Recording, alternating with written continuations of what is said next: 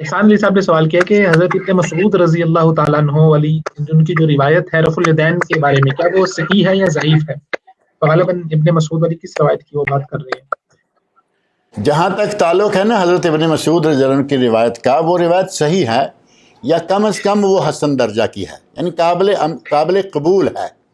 روایت قابل قبول ہے، لیکن وہ روایت کی پوزیشن کیا ہے؟ اب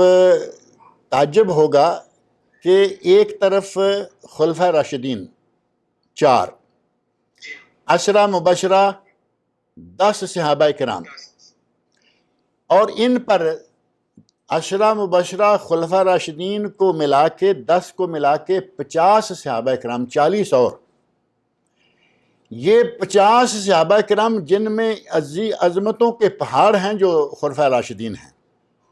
وہ بھی شامل ہیں، عشرہ مبشرہ شامل ہیں،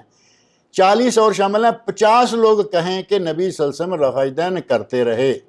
نبی صلی اللہ علیہ وسلم رفع الیدین کیا کانا یرفع، یہ جملہ علماء کرام تو بخوبی جانتے ہیں نا، کانا یرفع یہ ہے استمرار کے لیے، کنٹینیولی آپ ہمیشہ رفع الیدین کرتے رہے۔ اب 50 صحابہ کہیں کہ آپ رفع الیدین کرتے رہے، اور حضرت ابن مسعود رضی اللہ عنہ، پہلی بات یہ کہ حضرت ابن مسعود رضی اللہ عنہ صحابی ہیں، ان کا صرف صحابیت کا شرف ہی اتنا کافی ہے کہ اس کے سامنے کوئی کسی کا بس نہیں چلتا، بہت بڑی شخصیت، اور صاحب الوسادہ و ہمارے لوگ ان کو بڑا کوئی ثابت کر دیتے ہیں کہ وہ لوٹا بردار، وہ لاٹھی بردار، وہ فلاں، سارا کچھ ٹھیک ہے۔ صحابہ میں سے وہ فقیہ صحابی تھے، یہ بھی ٹھیک ہے۔ میں نے پہلے عرض کیا کہ ان کا جو مقام صحابیت ہے، شرف صحابیت، اس کا مقابلہ کوئی اور نہیں کر سکتا دوسرا سوائے صحابہ کے۔ اتنی عظیم شخصیت، اور وہ کہتے ہیں کہ میں آپ کو نبی صلی اللہ علیہ وسلم کی نماز پڑھ کے دکھاتا ہوں، اور پھر اس کے بعد انہوں نے نماز پڑھ کے دکھائی تو ایک مرتبہ رفع الیدین کیا جو شروع والا ہے، جس میں کوئی اختلاف نہیں، باقی آپ نے رفع الیدین نہیں کیا۔ اب اس روایت کو حضرت ابن مسعود رضی اللہ عنہ کو ایک طرف رکھ دیں،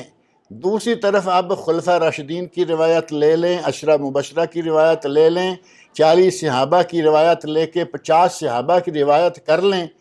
اتنی روایات کو چھوڑنا منظور ہے ایک حضرت ابن مسعود رضی اللہ عنہ کی روایت کے لیے۔ اور پھر حضرت ابن مسعود رضی اللہ عنہ سے کچھ تفردات ثابت ہیں، میں وہ بھی ذکر کر دوں تاکہ لوگوں کو آسانی رہے سمجھنے میں۔ حضرت ابن مسعود رضی اللہ عنہ باوجود صحابہ میں سے بہت بڑی عظمت والے صحابی تو سارے عدول ہیں، لیکن بعض صحابہ جو ہیں وہ دوسروں کی نسبت احادیث کے راوی زیادہ ہیں، جیسے حضرت ابو ہریرہ رضی اللہ عنہ ہے، ام المومنین حضرت عائشہ صدیقہ رضی اللہ عنہ ہے، اور حضرت ابن مسعود کو فقاہت میں صحابہ میں ایک مقام حاصل تھا، اس میں کوئی شک نہیں، لیکن آخر صحابی ہی تھے، انسان ہی تھے، اور نبی تو نہیں تھے، انسان ہونے کے ساتھ ساتھ غیر نبی بھی تھے، اور بھول چوک ہو جانا یہ انسان کی فطرت میں شامل ہے، بلکہ کہا گیا نا الانسان مرکب من الخطا والنسیان، انسان تو خطا اور نسیان، بھول اور خطا کا بنایا ہوا مرکب ہے۔ حضرت ابن مسعود رضی اللہ عنہ کہا کرتے تھے کہ قل اعوذ برب الفلق اور قل اعوذ برب الناس، یہ دونوں صورتیں قرآن نہیں، بلکہ یہ دونوں صورتیں جادو دور کرنے کا، سحر اور جن جنات دور کرنے کا دم ہیں، رقیہ ہیں، اور ان کے پاس جو مصحف تھا اس میں یہ 2 صورتیں شامل نہیں تھیں، یعنی اس میں 114 کی بجائے 112 صورتیں تھیں۔ پوری امت اسلامیہ کے پاس اس وقت سے لے کے آج تک اور قیامت تک 114 صورتیں، اور پوری امت اسلامیہ کے مصاحف میں جو بھی چھپ رہے ہیں، جہاں سے بھی چھپ رہے ہیں، مسلمان جہاں بھی چھاپتے ہیں، اس میں قل اعوذ برب الفلق قل اعوذ برب الناس کو قرآن میں چھاپ رہے ہیں یا نہیں؟ اگر حضرت ابن مسعود کی اس بات کو ایک کو چھوڑا جا سکتا ہے اور آدمی مسلمان رہ سکتا ہے، تو رفع الیدین کے معاملے میں اس بات کو کیوں نہیں چھوڑا جا سکتا؟ حضرت ابن مسعود 50 صحابہ جن میں عشرہ مبشرہ اور خلفاء راشدین ہیں۔ دوسری بات یہ کہ حضرت ابن مسعود رضی اللہ عنہ کہا کرتے تھے کہ اگر 3 آدمی ہوں تو ایک جو امام ہے وہ سنٹر میں کھڑا ہو جائے اور دائیں بائیں دونوں مقتدی کھڑے ہو جائیں۔ ساری امت جو ہے وہ ایسا نہیں کر رہی، بلکہ 2 آدمی پیچھے ہو جاتے ہیں، امام آگے ہو جاتا ہے، ایک ہو تو دائیں کھڑا ہو جاتا ہے۔ اگر اس بات کو ہاں جی، اگر اس بات کو ان کی اس بات کو چھوڑ کر بھی ہم مسلمان ہیں تو رفع دین کے معاملے میں ان کو چھوڑا جا سکتا ہے یا نہیں؟ اسی طرح وہ کہا کرتے تھے کہ بلکہ کیا بھی کرتے تھے، جیسا کہ ثابت ہے کہ رکوع کے دوران اپنے گھٹنوں پہ ہاتھ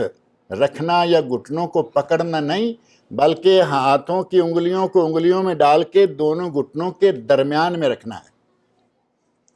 ساری امت ایسا نہیں کر رہی، بلکہ ساری امت گھٹنوں کو پکڑ رہی ہے۔ جب